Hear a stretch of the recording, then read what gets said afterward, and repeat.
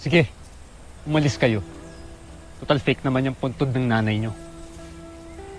Nananadya ka ba talaga? Gago ka talaga eh, no? Oy! Ano meron dito? Kuya, siya ang may kasalanan. Sinabi siyang di maganda tungkol sa mama natin. Pagsalitaan mo na kami ng masama, wag lang yung mama namin, ha? Wala akong sinasabing masama. Kayo lang talaga yung sensitive sa pagkamatay ng nanay nyo. Sobra ka na, ha? Hoy! Egbert! Ma! Ano ba? Uy ka lang. Seriously? Ikaw dyan. At iba naman yung mga kapatid ko, papatulan mo. Ano ba ang problema mo? Hindi mo ba nakikita? Atakihin nila ako? Paano pag ako yung matake sa'yo? Ha? Kaya mo ba? Ha? Kaya mo? Sige na, kuyog na to! Go! Kagatin mo yan. Sige, Egbert dyan. Ano? Ano? Tumigil kayo! Kaya nyo kaming dalawa. Matagal na akong pegon sa isang to. Sige, matagal na rin akong busit sa'yo. Laban! Huwag kang papatalo! Lumpuin mo yan!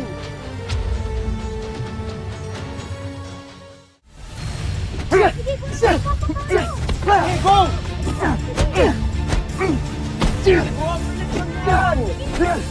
Sige! Sige! Let's go! Ano ba? Hindi kayo dapat nag-aaway! At kayong dalawa, bakit hindi nyo man lang sila inaawat? Ha? Paano kasi itong si Mark? Pinabasto si Mama. Mag-sorry ka, hoy! Hindi ako magsasorry dahil opinion ko lang yun. Bahala kayong magalit kung gusto nyo. Mark, alam ko na yung totoo.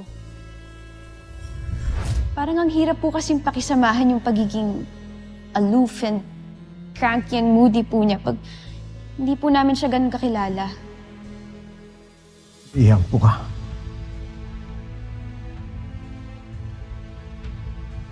Oh yes. Sige, kukwento ko sa iyo ang nangyari sa buhay ni Mark. Kaya ka lang naman din kakaganya kasi galit ka sa nanay mo, di ba?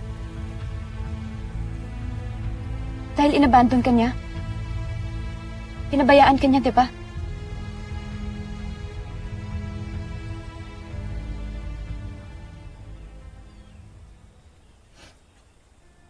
Hindi totoo yan.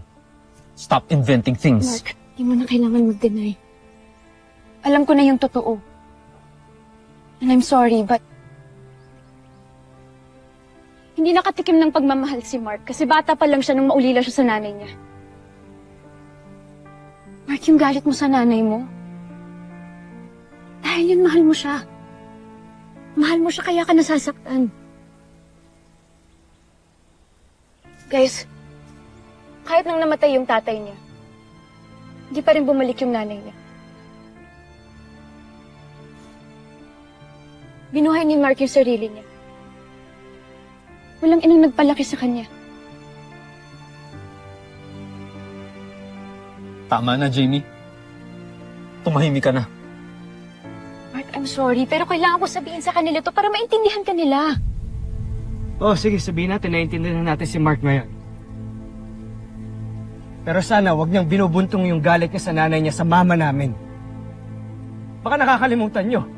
She died for us. Naiintindihan ko yun, okay? And I agree.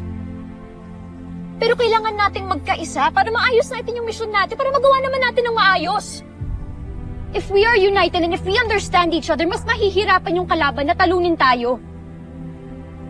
Pero kung kayo-kayo lang naman ding nag-aaway, di na pang gagawin nila. Ha?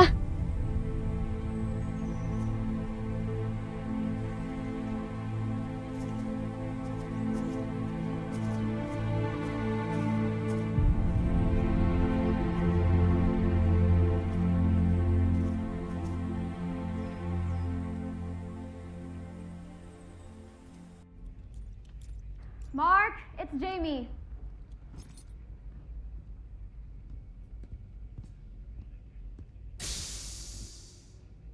Bakit nandito ka? Can we talk? It's about your attitude with the Armstrong brothers. Look, I'm tired and I want to take a shower. Kaya pwede ba next time na lang? Door closed. Gusto kasi kitang pagsabihan. Sobrang insensitive mo talaga sa Armstrong brothers kanina. Hindi aso ang namatay sa kanila, Mark. Sarili nilang ina. Kaya hindi ganun kadaling mag-mourn at mag-move on. Wala kasi akong pakialam sa mga ina-ina na yan. Mga wala silang kwenta. Kaya pwede ba, umalis ka na.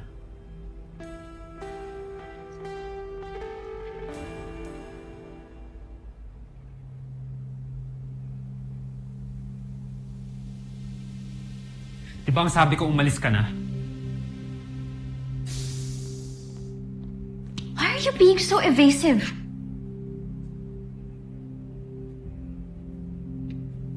I knew it.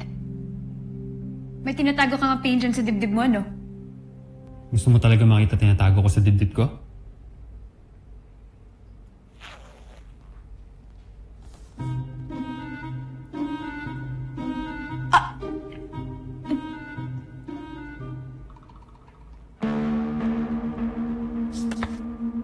Kakairita ka talaga.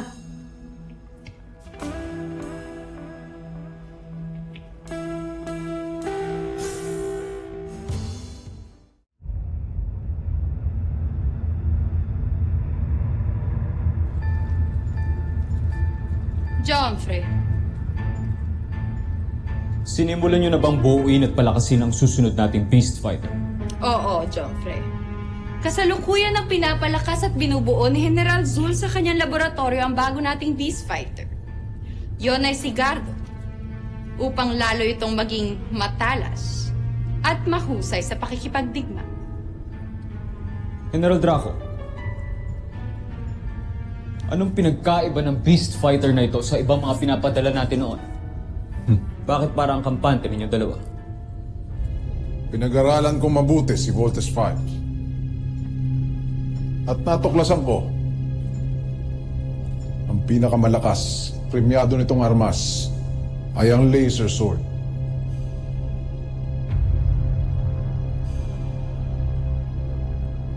Sa aking pananaliksik, natagpuan ko sa bansang Japan, tinatawag nilang mga samurai warriors. Sa mga magigiting na mandirigmang ito, binasi ko ang lakas, liksi at galing ng ating bagong beast fighter na si Gardo. Si Gardo ay biyasa sa isang pamamaraan ng samurai. Nalingid sa kaalaman ni Voltes 5, kaya mahihirapan siyang kalabanin ito. At pinanday namin sa bakal na ginamo ang kanyang espadak samurai. Pag natapos namin ito, Joffrey, napangako ko, wala nang panama sa atin, kanilang kampyon na si Voltes 5. Mahusay, Shibar.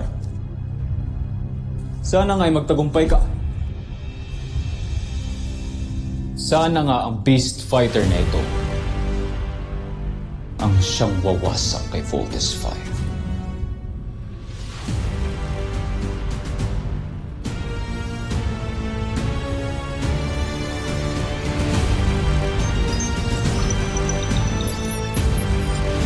Susunod sa Voltes 5 Legacy. Oo lang, hanggang ngayon, di ko nga alam ba't kami iniwan ng nanay ko. Gusto mo bang mahalap ko ang nanay mo? What if iniwan niya kami para sa iba? What if may iba na siyang pamilya? Anak, yung mas mahal niya kaysa sa akin. At least, alam mo, kesa hula ka ng hula. Umalis mo ng camp si Big Bird, Dr. Smith. Robust Big Bird sa main gate, papuntang mainland. Hayaan niyo siya. Guys, been through a lot. Kailangan din makahinga ni Big Bird. Oy! Sabi ng lutong, sige! Loko! Kaibigan kita. Kababata pa kita. Bagay. Pero ikaw, friend ba yung tingin mo sa akin? Sorry, what? Kamusta ang iyong beast fighter? Malapit na malapit ko na siyang ipakilala sa inyo. Hindi na ako makapaghintay pa. Nais kong ako mismo ang papatay sa kanila.